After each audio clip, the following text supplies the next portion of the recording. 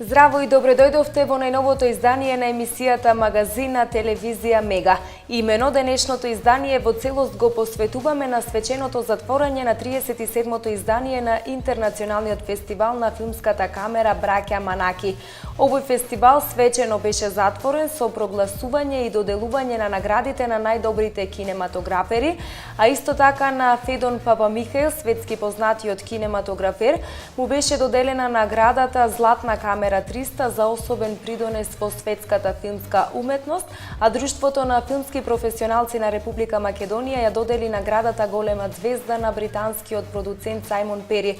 Во продолжение погледнете атмосферата во големата сала во Центарот за култура, односно доделувањето на наградите. Со доделување на наградите за најдобрите кинематографери заврши 37-то издание на Интернационалниот фестивал на филмската камера Браќа Манаки. Добитник на Златна камера 300 за филмот Најсреќниот ден во животот на Оли Маки е кинематограферот од Финска Јани Патери Паси. Сребрената камера 300 отиде во рацете на белгискиот снимател Рубен Импенс за филмот Белџика, а бронзената камера 300 интернационалното жири му ја додели на кинематограферот Матијас Тролструподанска за филмот Бенг Генг. Минатата година го снимавме овој филм и беше прв долгометражен филм за повеќето од нашата екипа. Бевме многу ослободени и направивме многу работи храбро и не зажаливме за ништо. Многу сум изненаден што ја добивам оваа награда и ви благодарам на сите, на жирито, на сите мои колеги од главната конкуренција. Навистина сум пресреќен. На свеченото затворање беше врачена и специјалната награда Златна камера 300 за особен придонес во светската филмска уметност на познатиот кинематографер Федон Папамихаил, а на британскиот продуцент Сајмон Пери Друштвото на филмски уметници му ја додели наградата Голема звезда за исклучителни резултати во македонската кинематографија. Пери беше еден од продуцентите на Пред дождот, најуспешниот македонски игран филм. 37-то издание на филмската камера Браќа Манаки свечено беше затворен со македонската, воедно и светска премиера на македонскиот филм Златна петорка во режија на Горан Тренчовски. Станува збор за настан инспириран од 1951 година, кога беа ликвидирани 5 студенти од Струмица. Ние имавме можност да поразговараме токму со режисерот Тренчовски, певе во продолжение да го проследиме разговорот и со него. Филмот е правен со голем жар, ентузијазам, исконски посветено, најпрофесионално. Значи, ние имавме една мощна интересна книжевна материја, едно сценарио кое што го работевме со години наназад по мотиви на фикцијата на Братислав Ташковски. Најпрвин во првичната верзија беше вклучена, односно ангажирана Елеонора Бенинова како автор на сценариото, а потоа се вклучи во последната фаза Билјана Гарванлиева, авторка која живееше и твореше последниот период во Германија. Таа неодамна почина, не напушти од овој свет и затоа и проекцијата во Битола ќе ја посветиме токму на нашата косценаристка Билјана Гарванлиева. Сметам дека имаме еден исклучително интересен филмски производ. Се работи за возбудлива, емотивна, трогателна, би рекол, драма која што на некој начин тангира еден период од 51-та година, едно помалку експлоатирано тематско подрачје во нашата кинематографија, периодот кога се ликвидирани 5 млади студенти, симпатични интелектуалци кои што сакале да направат свој исчекор во времето кое што го живееле, меѓутоа се спречени кога една кобна ног се однесени и во непознат правец на бргу ќе бидат екзекутирани. Целиот процес околу нивната ликвидација отвораше многу расправи, многу перипетии, нели, со години назад, со децени назад. Јас се имав таа задача од филмски аспект да ги искомбинирам сите тие ракурси, сите тие значења и рефлексии, да го надградиме во на уметничка смисла и да направиме една драма, една човечка драма со сите своји доблести, пакости, затоа што покрај тоа што филмот е овој филм е наратив за добрината што ја содржале тие 5 луѓе кои што во еден момент прекинуваат да зрачат или им е ускратена таа надеж, таа можност за изразување. Значи, наспроти нив е спротиставена таа режимска стега или мракот или времето кое што сите за нас е заборавено, каде што преку ног летале нели глави и се случувало она што е најгрозоморно, најтрагично за нас како македонци, да не би биле сведоците, преживеаните, а тука се ликовите на Лавантие, Джиджи и Ката, тогаш не би ја дораскажале приказната. И затоа сметам дека ова, колку што историски филм е исто толку и современ, тој започнува и завршува во 2016 година и сметам дека ќе има одличен прием пред битолската публика и пред македонската воопшто. Еве во другите градови, во киното Милениум, филмот веќе е најавен и во Струмица на 7 октомври, каде што впрочем и се случува действието, однапред се продадени билетите, интерес има огромен и верувам дека од аспект на комуникација и од линија на гледање на таа филмска приказна има што да понуди на современиот гледач ова наша филмска сторија и верувам дека таа исполнета со доста чувства, испреплетано со доста емоции кои што даваат еден полихрон, еден разнобоен свет на карактери, значи не ги прикажуваме ниту црно, ниту бело, значи ниту позитивно и негативно нештата кои што се плетат околу 5 студенти. Напротив, тие се навистина луѓе исполнети со хероизам, студентите кои што во времето на летните распусти доаѓале дома си, доаѓале со полни куфери, книги, плочи, зборувале за најотворено за сите работи, како што и впрочем младите луѓе разговарале, се дружеле со најубавите девојки и во еден момент згаснува нивниот живот. Значи една потполно трогателна приказна која нуди една поента, а поентата е нели содржана во она сентенца да не се повтори никогаш. Така.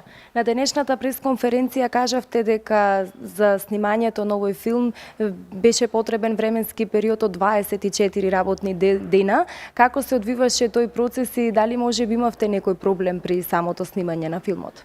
Во текот на снимањето немавме некои поголеми проблеми, значи само тековни работи кои што беа препреки за решавање нели на теренот и подготовка за следниот ден.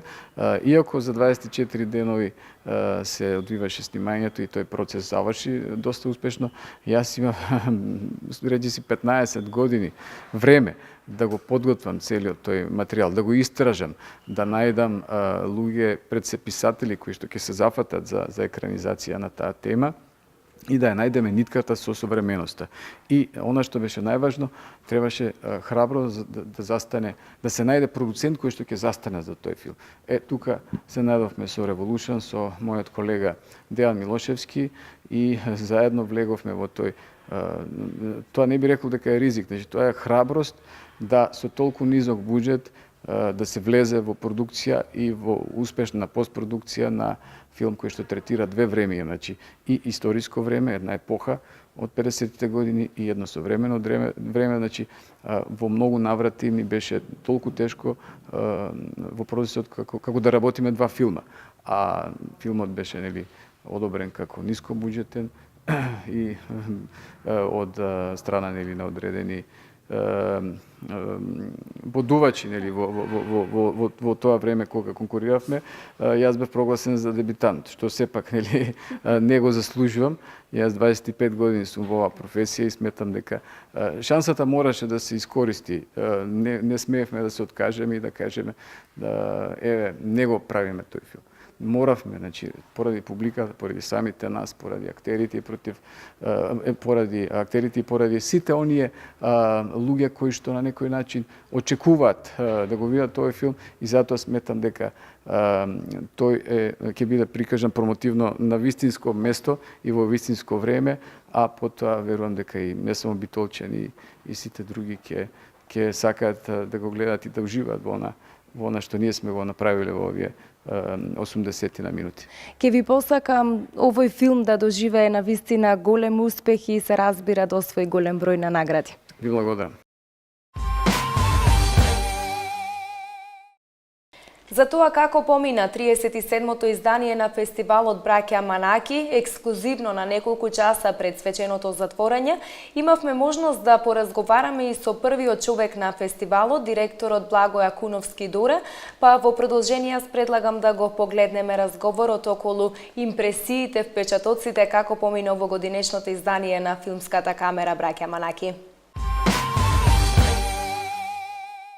Изминатите 7 дена имавме можност да проследиме над 105 филмови од различни автори од светот, на вистина една богата програма, збогатена со голем број пропратни содржини како што се работилници, мастер-класови, а на вистина имавме можност да проследиме, односно да ги видиме и сите оние значајни гости кои што беа дел од овогодинешното издание на фестивалот. Еве импресиите од овогодинешното издание ги сумираме со првиот човек, директорот Благоја Куновски-Доре. Дојдовме на прагот на 37-то издание на фестивалот. Како сте задоволни од тоа како се одвиваше изминативе денови? Значи, разговаравме на почетокот, сега ќе го затвориме фестивалот со големо задоволство на сите нас како организатори и на публиката, бидејќи таа го покажа својот интерес, особено во она што е столбот на фестивалот, компетицијата Камера 300, каде што се прикажани 14 филмови, и сега со нетрпение, јас се уште не ги знам конечните одлуки на жирито, но вечерва сите ќе ги дознаеме. Има сладки маки, што се вели традиционално, меѓу 10 кандидати на кои 3 да им дадат предност. Во секој случај се надевам дека и од четворицата присутни овде да ни се поспеши да се качат на бината како лауреати вечера, но ете, такво чувство имам. И само ќе додадам од она што вие го набројавте и сите оние наши гости што ги имавме, со кои сме горди, начело со двајцата лауреати за животно дело, СИЛ, мастер-класот, кој е светски настан на Клер Пиман, мастер-класот за Роби Милер, Федон Папамикаел, нашиот председател на жирито и лауреат на специјалната Златна камера 300, извонредно жири од четворицата за прв пат толку силно компонирано од кинематографери, еден критичар, лидер на светската критика на фрипреси, председателката Алин Ташчијан, и она што го прави овој фестивал, ова издание како најдобро до сега, и конгресот на Имаго.